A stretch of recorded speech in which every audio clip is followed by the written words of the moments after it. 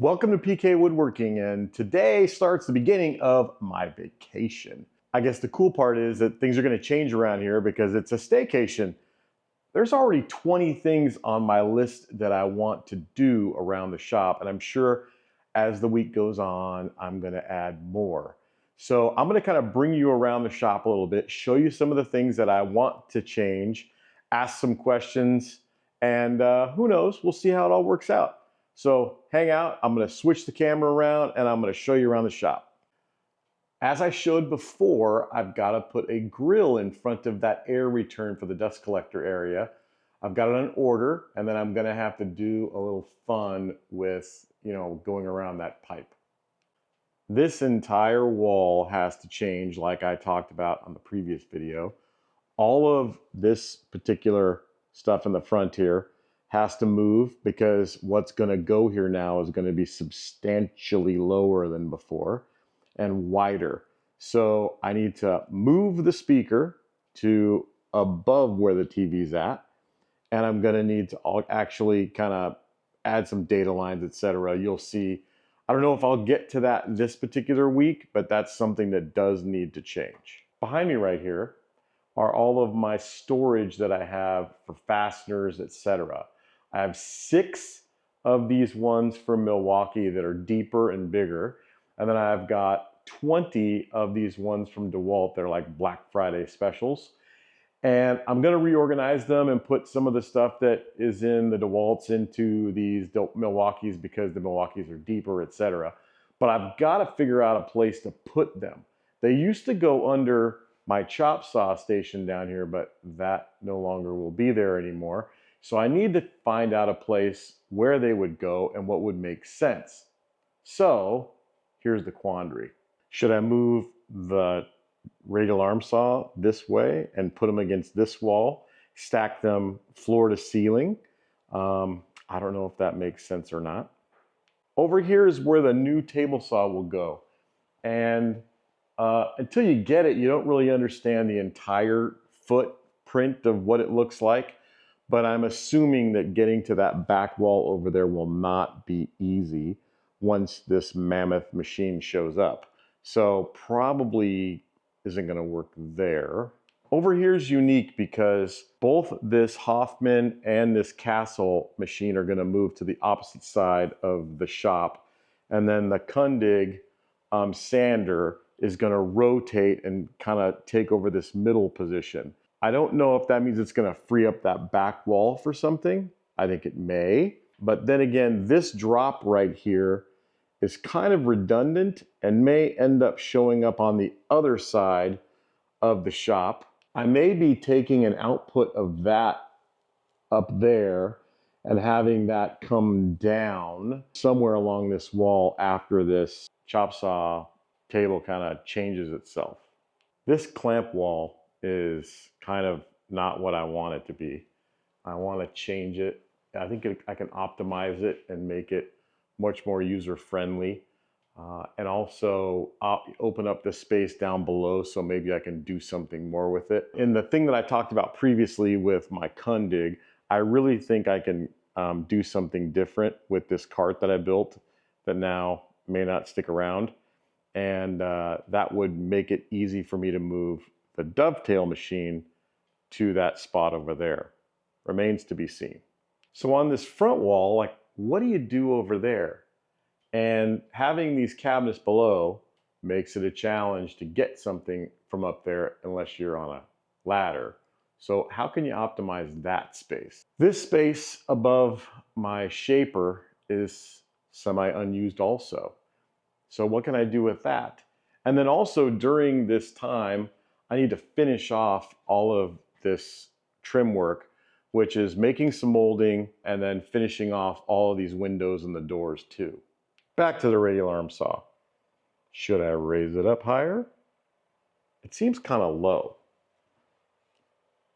I'm thinking about actually putting it on some kind of a mobile base, but it is really heavy and I'm not exactly sure how that would work. That's the beauty of this week, for me to figure it out and try to work it out. So that brings me to my list. A couple of things are missing from the list. The first thing would be to work on the radial arm saw. I have not powered it up. It is ready to be plugged in and set up. I just kind of want to do it on camera and get the whole thing done. It needs a little bit of work, so I want to have that on camera too. So that's probably something to do this week. I need to make all the molding to put around the windows and the door. So that'll be something this week, hopefully. Then trimming out the windows and the doors. I need to modify the stool on the window over there because it kind of gets in the way of one of my cabinets. So that'll be some trimming that I'll need to do on that. I need to make the storage that we talked about for all of those boxes. Like I got to figure out where it's going to go, and I got to figure out how I'm going to accomplish it. Should it be 2 wide? Should it be 1 wide? All the way, top to ceiling. I don't know. I'm going to figure that out in my head. I need to solve for that Capex station. There's lots of things going through my mind. Like I did some layout, and I think that I don't need to completely get rid of that table. I think that I can take off one section of it, move it a little farther down, and then I can actually put some of my other things on it instead of having it on a mobile base. Like I could have the multi-router on it, and I could put my overhaul hinge boring machine and line boring machine on it, and then it gets it off that cart and frees up more space in the shop. And then if I really get really effective with this and I put that Capex on a rolling cart that happens to be the same height as that countertop, I can actually use it if I needed to long term in the shop too. So there's a lot of things going through my head on that. I need to move that Kundig sander so that it rotates 90 degrees and is in between where the bandsaw is in that wall. That'll free up the space to make it way more usable, both sides of it, especially now that I have the power feeder that I'm going to be mounting on it. So that brings me to, I need to make that power feeder riser. So I already have it, the piece I'm going to use for it, but I need to drill out the holes so that it fits correctly and then paint it the appropriate color, attach it, and then I'll be able to use it almost as a jointer on a sander side, which would be really super cool. And then I want to move that overhaul, like I was talking about, that overhaul hinge boring machine, hopefully over to where that cut down Capex station would go. And then I want to replace all the wiring on all the blast gates. So I've got it kind of, you probably can't see, but it's hanging down on the ground. But I want to replace all that wiring with continuous loop of wire. I kind of had to cobble together some of the wire when I originally did it on the back side. And then I want to zip tie it so that it's all in the same space along all of the ducting as it goes. I want to sell off the balustrini. So a lot of people have asked questions about it when they had pictures of it in my last shop. And also I had some pictures of it here when I originally moved into the shop. Unfortunately, I've tried everything to get a schematic for the air stuff. Whoever owned it before me, they modified it and they screwed it up and it doesn't work correctly. Everything else on the balustrini works amazing. All the air cylinders work great. You can make all of the air cylinders work. They just don't work with the actual system that's made to make it, oscillate back and forth and make it more usable. So I'm going to clean that up and sell it probably this week. I need to finish all the cabinets face frames that are inside here, including the stuff that's for my slop sink. I need to also make the doors and the drawers to go inside of all those also. I have a project that's been going on way too long that I owe somebody to get finished, and I need to finish that this week. That was for the doors that I built on a previous video. And then I got all this stuff that I need to do, hopefully for this up change on this side, which means to run some conduit in that middle section, move the center speaker, and then, should I put some shelving in the dust collection cabinet outside?